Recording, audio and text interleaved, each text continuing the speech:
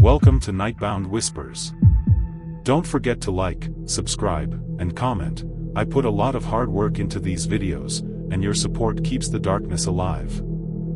Before starting today's video, tell us in the comments where are you watching from and what time is it there so we know from which state people are watching from. My name is Daniel Reeves, and 3 years ago I took a solo road trip across West Texas that I still haven't fully processed. I was driving from Austin to El Paso to start a new construction job. It was supposed to be a clean reset after a divorce that had hollowed my life out.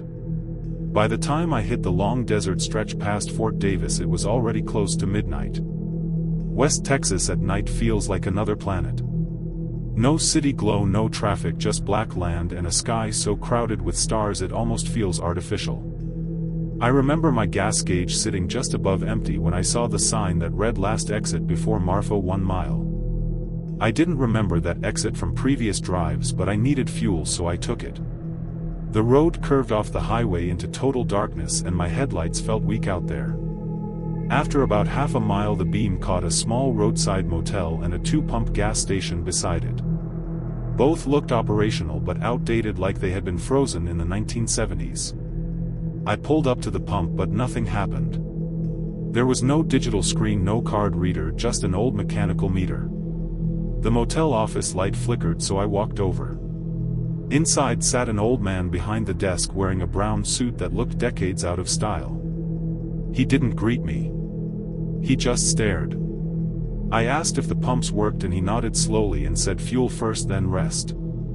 His voice sounded dry like paper rubbing together. I paid cash because he said cards didn't work. When I stepped back outside, the entire parking lot was suddenly full of cars.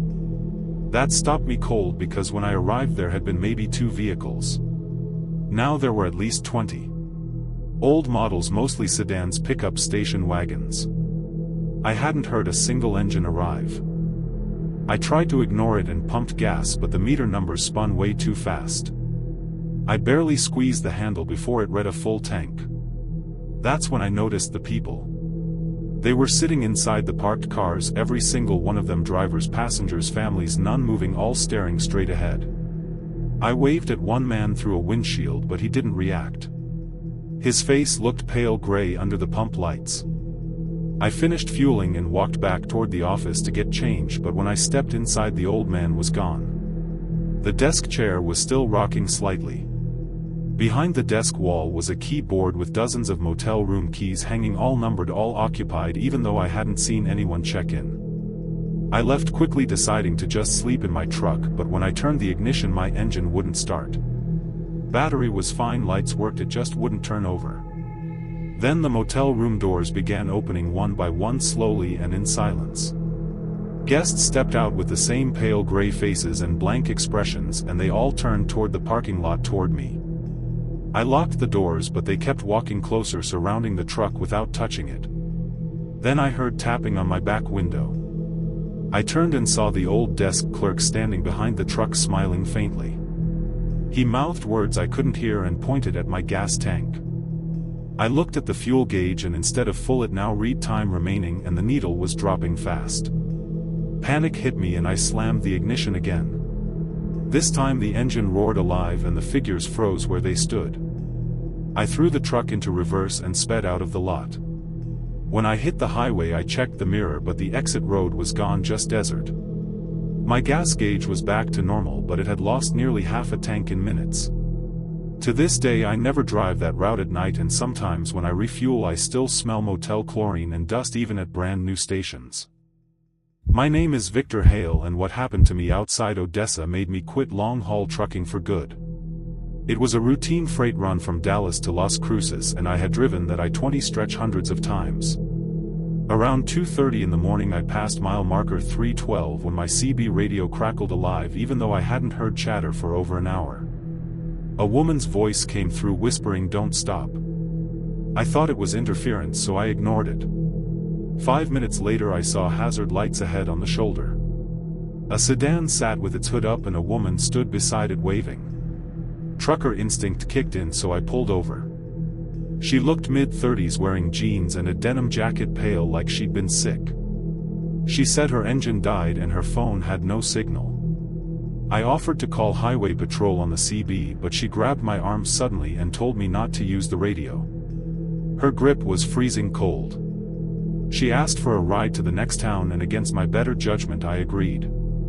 She climbed into the passenger seat and for 10 minutes didn't speak, just stared ahead.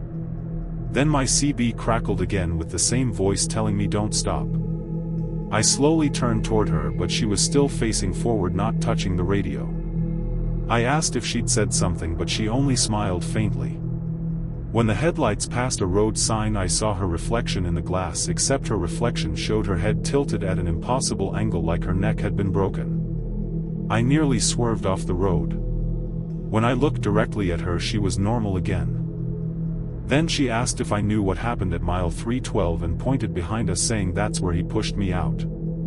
Before I could react, the CB radio erupted in overlapping voices repeating coordinates, police codes, and my truck number.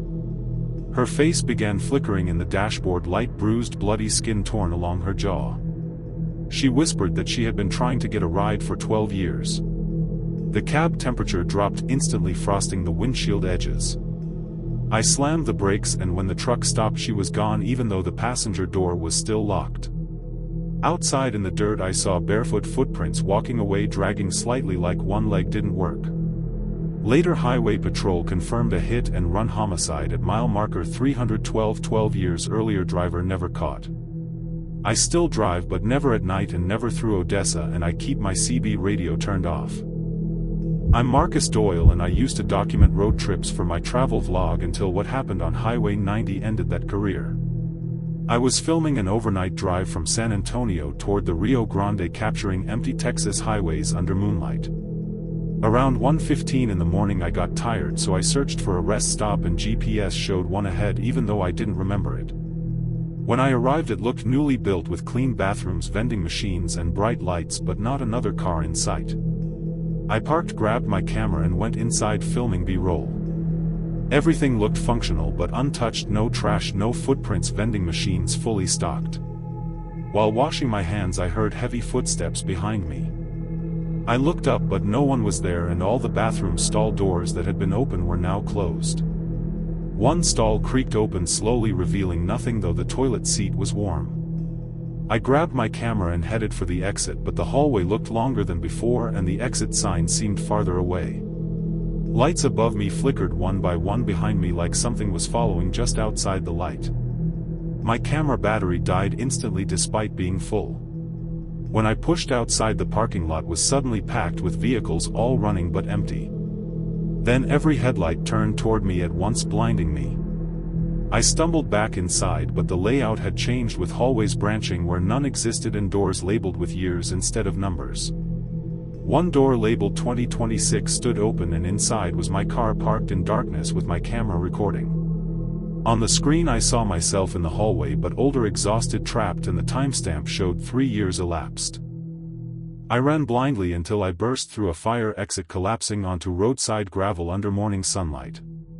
The highway stretched empty with no rest stop anywhere. Later when I reviewed my footage, the hallway video remained, except shadowed figures stood behind me watching. I never uploaded that vlog, and I never returned to Highway 90 because sometimes new hallway clips appear in my files longer, deeper, as if the place is still recording and still waiting for me to come back. My name is Luis Moreno, and I spent 8 years driving courier routes across South Texas, delivering legal documents between cities near the border.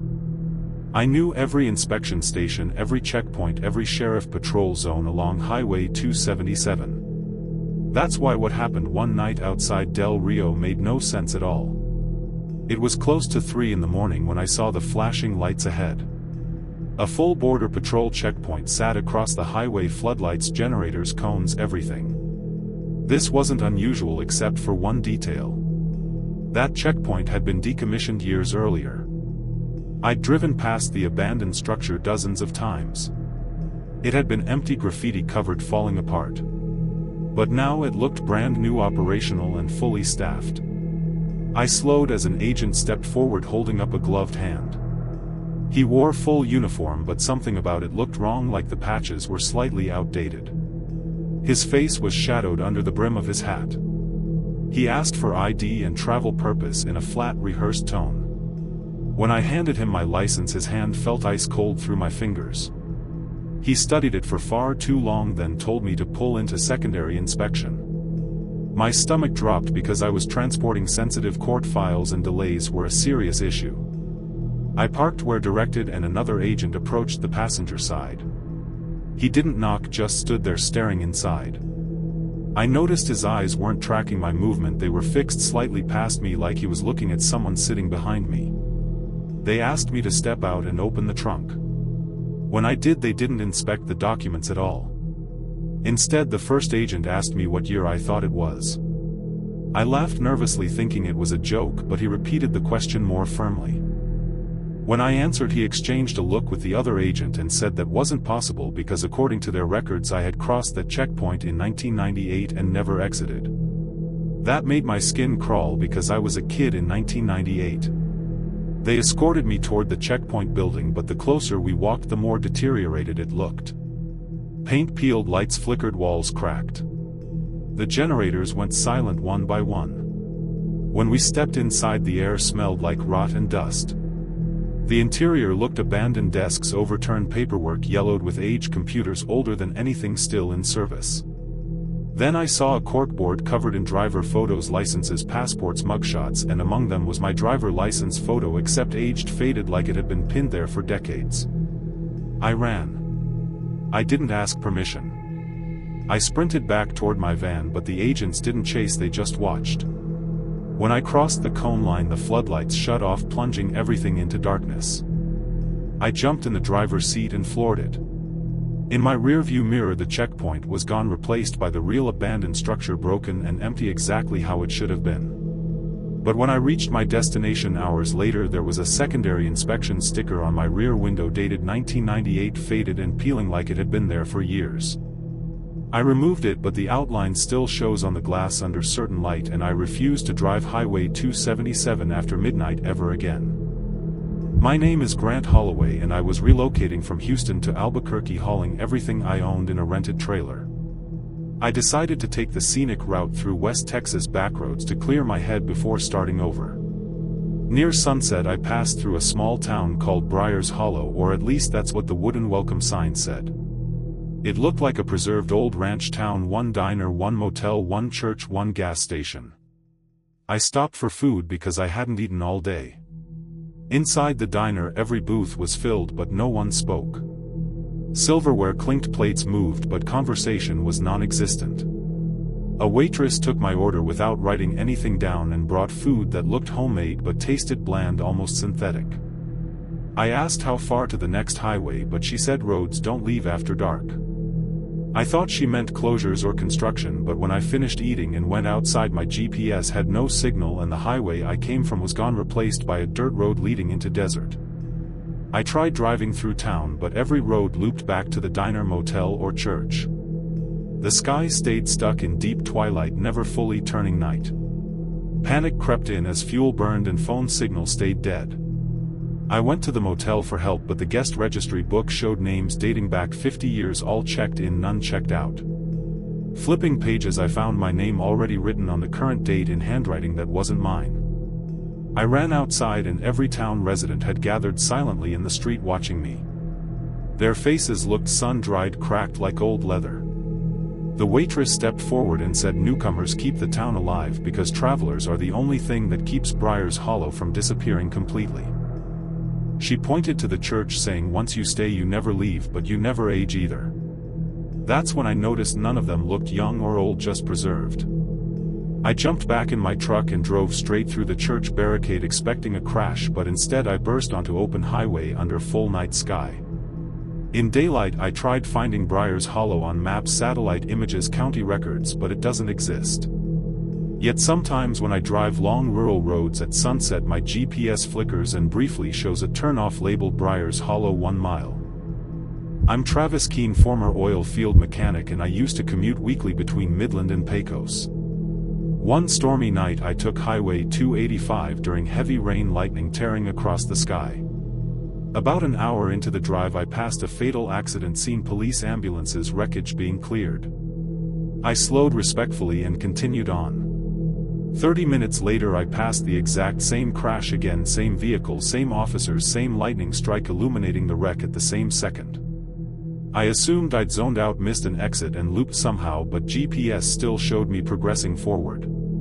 Then I passed it a third time, except this time there were more wrecked cars piled behind the original crash like a chain reaction, frozen mid-response. My radio filled with overlapping emergency calls, all time-stamped years apart yet playing simultaneously. I sped up, desperate to escape, but every 10 miles the accident reappeared, growing larger, more vehicles, more bodies under tarps.